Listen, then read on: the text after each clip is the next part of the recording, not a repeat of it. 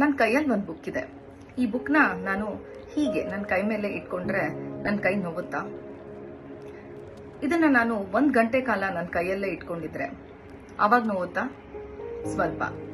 ಅರ್ಧ ದಿನ ಹೀಗೆ ನನ್ನ ಕೈನಲ್ಲೇ ಇಟ್ಕೊಂಡಿದ್ರೆ ಇನ್ನೂ ಜಾಸ್ತಿ. ಇಡೀ ದಿನ ಇಟ್ಕೊಂಡ್ರೆ ತುಂಬಾ ನೋವಾಗಿ ಸ್ಟಾರ್ಟ್ ಆಗುತ್ತೆ. ಎಸ್, ಆದ್ರೆ ನಾವು ನಮ್ಮ ಜೀವನದಲ್ಲಿ ಎಷ್ಟೋ ಬೇಡದೇ ಇರೋಂತ ನೆಗೆಟಿವ್ ಇಮೋಷನ್ಸ್ನ ಹೀಗೆ ನಮ್ಮ ತಲೆನಲ್ಲಿ ಕ್ಯಾರಿ ಮಾಡ್ತಾ ಇರ್ತೀವಿ. ಈ ನೆಗೆಟಿವ್ ಇಮೋಷನ್ಸ್ ಯಾವ್ದಪ್ಪ ಅಂದ್ರೆ ದ್ವೇಷ, ಆಕ್ರೋಶ, ಸಿಟ್ಟು, ಬೇಜಾರು, ಅಸೂಯೆ, ಆಂಗರ್, ಜೆಲಸಿ, ಇದೆಲ್ಲಾನು ನೆಗೆಟಿವ್ ಇಮೋಷನ್ಸ್. ಇದೇನ್ ಮಾಡತ್ತೆ ನಮ್ಗೆ ಅಂದ್ರೆ, ಒಂದು ಕೆಂಡನ ನಾವು ಕೈಯಲ್ಲಿ ಇಟ್ಕೊಂಡಿದ್ರೆ ಏನಾಗತ್ತೆ? ನಮ್ ಕೈನೇ ಸುಡುತ್ತೆ. ಹಾಗೆ ಈ ನೆಗೆಟಿವ್ ಇಮೋಷನ್ಸು ನಮ್ಮ ಜೀವನನೇ ಸುಡುತ್ತೆ. ಇದು ಯಾವ್ದು ಪ್ರಯೋಜನಕ್ಕೂ ಬರೋದಿಲ್ಲ. ಯಾಕೆ ಅಂದ್ರೆ, ಎಷ್ಟೋ ಸತಿ ಬೇರೆಯವ್ರು ನಮ್ಗೆ ಮೋಸ ಮಾಡಿರ್ಬೋದು, ಬೇರೆಯವ್ರು ನಮ್ಗೆ ಏನೇ ದ್ರೋಹ ಮಾಡಿರ್ಬೋದು. ಅದು ನಮಗೆ ಗೊತ್ತು ಇವ್ರು ಹಿಂಗ್ ಮಾಡಿದ್ದಾರೆ ಅಂತ ಹೇಳಿ ನಮ್ಗೆ ಸಿಟ್ಟು, ಬೇಜಾರು, ಅವ್ರ ಮೇಲೆ ಆಕ್ರೋಶ ಎಲ್ಲ ನಾವು ಇಟ್ಕೊಂಡಿರ್ಬೋದು. ಅದು ನಮ್ಮನ್ನ ಬರ್ನ್ ಮಾಡ್ತಾ ಇರತ್ತೆ. ಅವ್ರನ್ನ ನೋಡಿದಾಗೆಲ್ಲ ನಮಗೆ ಹಿಂಗ್ ಮಾಡ್ಬಿಟ್ರಲ್ಲ ಅಂತ ಸಿಟ್ಟು ಬರ್ತಾ ಇರತ್ತೆ. ಬಟ್ ಎಷ್ಟೋ ಸತಿ ಆ ಪರ್ಸನ್ಗೆ ಅದು ಅರಿವು ಕೂಡ ಇರೋದಿಲ್ಲ, ಅವ್ರು ಆರಾಮಾಗೇ ಇರ್ತಾರೆ. ಅಥವಾ ಕೆಲವು ಸತಿ ನಾವು ಮಾಡ್ಕೊಂಡಿರೋಂತ ಮಿಸ್ಟೇಕ್ಸ್ಗಳು ನಮ್ಮನ್ನ ಕಾಡ್ತಾ ಇರತ್ತೆ. ನಾನು ಹಿಂಗ್ ಮಾಡ್ಬಿಟ್ನಲ್ಲ, ಹಿಂಗಾಗೋಯ್ತಲ್ಲ ಅಂತ ಗಿಲ್ಟ್ ಕಾಡ್ತಾ ಇರತ್ತೆ ನಮ್ಗೆ. ಸೊ ಗಿಲ್ಟ್ ಏನು ಪ್ರಯೋಜನ ಇಲ್ಲ. ಇದೆಲ್ಲಾನು ನಮ್ಗೇನಾಗತ್ತೆ ಅಂದ್ರೆ, ಸುಮ್ಮನೆ ಭಾರವಾಗಿ ನಮ್ಮ ಜೊತೆಗೆ ನಾವು ಕ್ಯಾರಿ ಮಾಡ್ಕೊಂಡೇ ಇರ್ತೀವಿ. ನಮ್ಮ ಜೀವನದಲ್ಲಿ ನಾವು ಮುಂದೆ ಬರಬೇಕು ಅಂದ್ರೆ ಇದನ್ನೆಲ್ಲ ಬಿಟ್ಬಿಡ್ಬೇಕು. ಸೊ ನಮ್ಮ ಇವತ್ತಿನ ಡೇ 5 ಆಕ್ಟಿವಿಟಿ ಏನಪ್ಪಾ ಅಂದ್ರೆ forgiveness. Forgiving others and forgiving your self. ಏನು ಫರ್ಗಿವ್ನೆಸ್ ಅಂದ್ರೆ? ಕ್ಷಮೆ, ಕ್ಷಮಿಸುವಂಥದ್ದು. ನಾವೇ ಸ್ವ ಇಚ್ಛೆಯಿಂದ ಕ್ಷಮೆಯನ್ನ ನೀಡುವಂಥದ್ದು.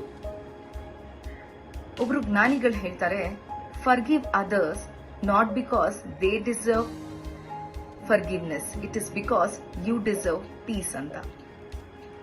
ಹೌದಲ್ವಾ?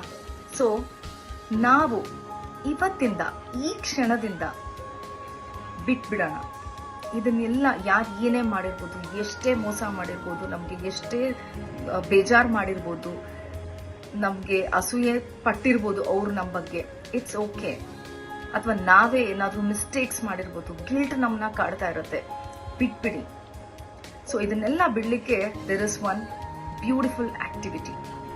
ಈಗಲೇ ಹೋಗಿ ಒಂದು ಪೆನ್, ಬುಕ್ನ ತಗೊಂಡು ಬನ್ನಿ, ಬರೀರಿ. ನಿಮಗೆ ಯಾವ ತರ ಇಮೋಷನ್ಸ್, ನೆಗೆಟಿವ್ ಇಮೋಷನ್ಸ್ ಏನಿದೆಯೋ, ಯಾರ ಬಗ್ಗೆ ಆದ್ರೂ ಆಗಿರ್ಬೋದು, ಆ ಪರ್ಸನ್ದು ಹೆಸರು ಬರೆದು ನೀಟಾಗಿ, ಕಂಪ್ಲೀಟ್ ಡೀಟೇಲ್ಡ್ ಆಗಿ, ಈ ತರ ಆಯ್ತು ನನಗೆ, ಯಾರಿಗೋ ಹೇಳ್ಕೋಬೇಕಂದ್ರೆ ನಾವ್ ಏನ್ ಮಾಡ್ತೀವಿ ಆ ತರ ಪ್ರತಿಯೊಂದು ಡೀಟೇಲ್ಡ್ ಆಗಿ ಬರ್ದ್ಬಿಟ್ಟು, ಹಿಂಗ್ ಮಾಡಿದ್ರು ನನ್ಗೆ ಅದಕ್ಕೆ ಇಷ್ಟ ಇಲ್ಲ, ಇವ್ರು ನನ್ಗೆ ಹಂಗ್ ಹೇಳಿದ್ರು ನಂಗೆ ಅದಕ್ಕೆ ಬೇಜಾರಾಗಿದೆ, ಅಥವಾ ನಾನೇ ಹಿಂಗ್ ಮಾಡಿದೀನಿ ಅದು ನನಗೆ ಸಮಾಧಾನ ಕೊಟ್ಟಿಲ್ಲ, ಪ್ರತಿಯೊಂದನ್ನು ಲಿಸ್ಟ್ ಮಾಡಿ. ಆ ಬೇಜಾರಲ್ಲೇನೆ ನೀವು ಅದನ್ನ ಹರಿದು ಹಾಕಿ, ಪೇಪರ್ನ ಹರಿದು ಹಾಕಿ, ಅಥವಾ ನೀವು ಕ್ಯಾಂಡಲ್ ಅಲ್ಲಿ ಸುಟ್ಬಿಡ್ಬೋದು ಅದನ್ನ. ಇದನ್ನ ಈ ಇಮೋಷನ್ಸ್ ಇಂದ ಆಚೆಗೆ ಬಂದ್ಬಿಡಿ. ಫಸ್ಟ್ ಥಿಂಗ್ ಇದನ್ನ ಮಾಡಬೇಕು. ನೆಕ್ಸ್ಟ್ ಇನ್ನೊಂದು ಏನಂದ್ರೆ, ಸಾಧ್ಯ ಆದ್ರೆ ಆ ಪರ್ಸನ್ನ ಡೈರೆಕ್ಟ್ ಆಗಿ ಮೀಟ್ ಮಾಡಿ ಸಾರಿ ಕೇಳ್ಬಿಡಿ. ಇಲ್ಲ ನಿಮಗ್ ಸಾರಿ ಕೇಳಕ್ ಇಷ್ಟ ಇಲ್ಲ, ಅವರೇ ಸಾರಿ ನಿಮ್ಮನ್ನ ಕೇಳಬೇಕು ಅನ್ಸಿದ್ರೆ, forgiveness, anyways you are giving forgiveness ಅಲ್ವಾ, ಬಿಟ್ಬಿಡಿ. ಅವ್ರು ಹೇಳಿ, ನಾನು ನಿನಗೆ ಕ್ಷಮಿಸ್ಬಿಟ್ಟಿದ್ದೀನಿ, ಇಟ್ಸ್ ಓಕೆ, ಇವತ್ತಿಂದ I am a new person ಅಂತ. ಇಲ್ಲ ಹೇಳಲಿಕ್ಕೆ ಇಷ್ಟ ಆಗಲ್ವಾ, ಓವರ್ ದ ಫೋನ್ ಹೇಳಕ್ ಇಷ್ಟ ಆಗತ್ತಾ, ಟ್ರೈ ಮಾಡಿ. ಇಲ್ವಾ ಮೆಸೇಜ್ ಮಾಡಿ.